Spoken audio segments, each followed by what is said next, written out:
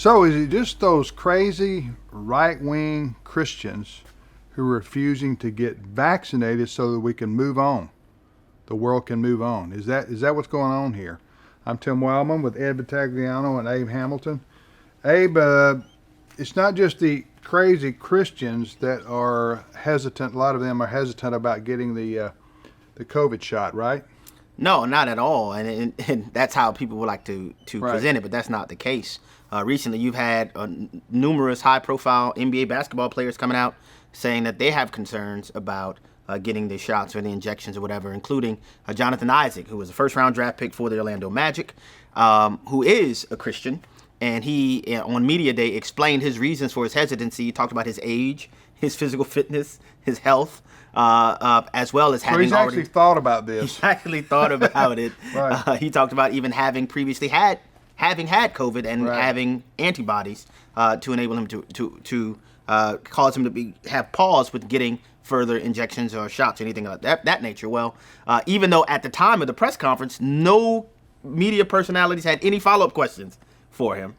But soon afterwards, you had this one author at Forbes and others who wrote basically a hit piece about him.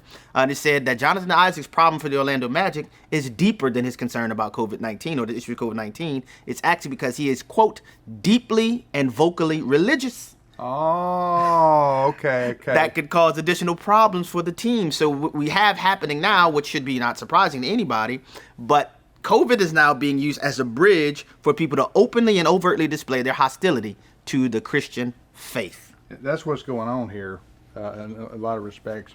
What does the left do with these people who don't fit the caricature of the toothless MAGA, people who won't get the vaccine because they're superstitious? Well, and there's been other studies that have shown a reticence to get the vaccine in the black community, amongst PhDs, people with PhDs. Right, so right. you can shrink these kind of surveys to Hispanic community too. Hispanic quite frankly. community. So, and of course there are Christians in all those Sure. kind of communities, Yeah. those subsets. Yeah. But I think that the left is really going to be struggling in the next year, especially as the pitch then turns to getting the booster shots. Okay, they're going to really be struggling to demonstrate that this is not an agenda-driven movement. You have an awful lot of people who are intelligent, who have thought these things through, Right. and who go, you know what, I've got natural immunity. Prove to me why I need to take this experimental vaccine. Why do I need to get a booster? Why do I need to get another booster?